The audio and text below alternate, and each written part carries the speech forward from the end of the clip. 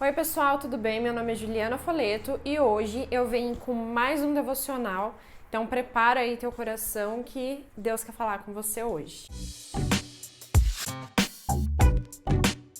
O versículo que eu quero ler com vocês está lá em Josué, capítulo 8, versículo 1, que diz assim: Então disse o Senhor a Josué: Não temas e não te espantes. Toma contigo toda a gente de Ai, olha que te tenho dado na tua mão o rei de Ai, e o seu povo, e a sua cidade, e a sua terra. Então Josué e o povo de Israel estavam conquistando as cidades depois de ter passado todo aquele período no deserto, com Moisés comandando.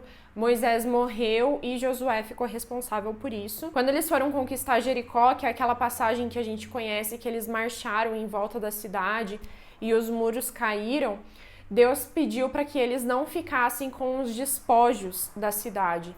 Mas Acã foi lá e quis guardar alguma coisa lá para ele. E isso acabou trazendo desgraça sobre o povo de Israel. Como consequência, eles perderam a guerra de Ai. Quando eles foram conquistar a cidade de Ai, eles não conseguiram porque essa desobediência de Acã trouxe essa desgraça para o povo de Israel. Quando Deus revelou a desobediência de Acã, o que ele tinha feito, e quando o pecado foi completamente exterminado, Deus falou para Josué que ele ia entregar a cidade de Ai nas mãos deles. Então, o que a gente pode observar nesse texto?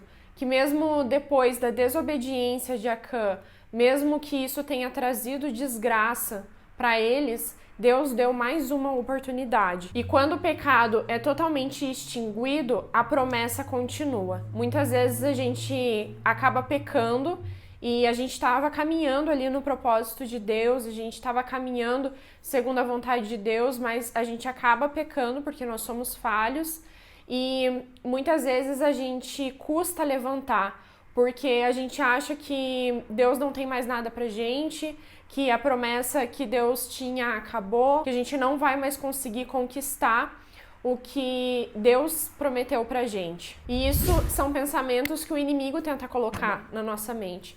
Toda vez que a gente erra, o acusador tá lá, colocando na nossa cabeça que a gente não vai conseguir levantar, e se a gente levantar não vai ser a mesma coisa, que Deus tá ali acusando, que Deus tá ali julgando os nossos erros, as nossas falhas.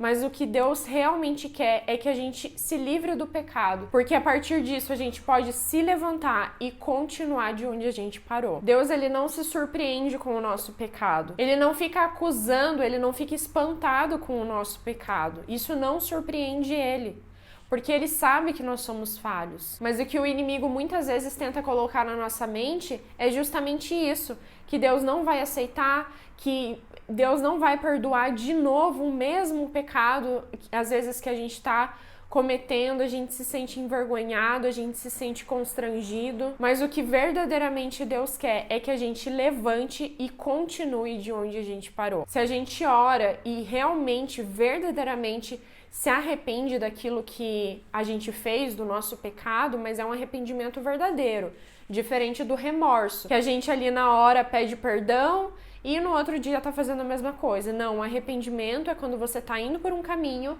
você muda a direção e vai para outro caminho. Isso é arrependimento, é parar de fazer o que a gente estava fazendo antes e deixar aquilo para trás.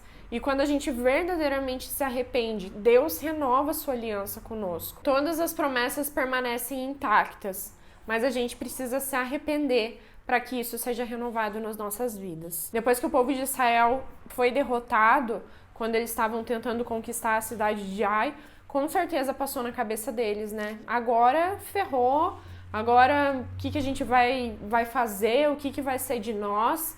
Porque eles estavam vindo de vitórias, eles estavam vendo as promessas de Deus se cumprirem e de repente parece que tudo deu errado. E com certeza isso gerou um desânimo ali nesse povo, né? E que é o que acontece com a gente também.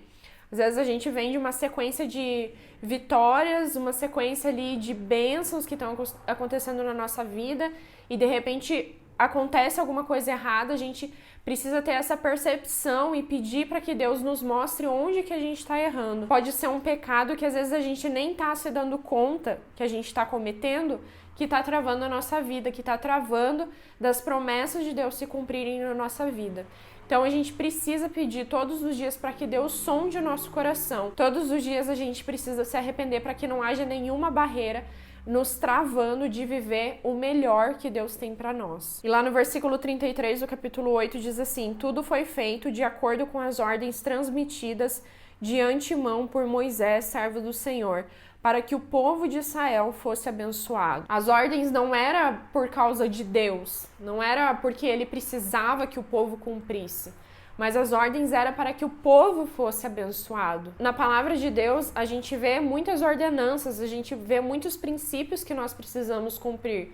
E às vezes a gente acha ruim, a gente acha pesado, mas esses princípios são só para desatar a bênção sobre a nossa vida.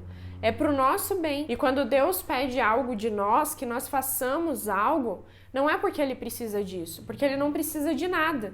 Mas quem precisa somos nós. Ele quer nos abençoar. Esse é o desejo do coração de Deus, que nós sejamos abençoados.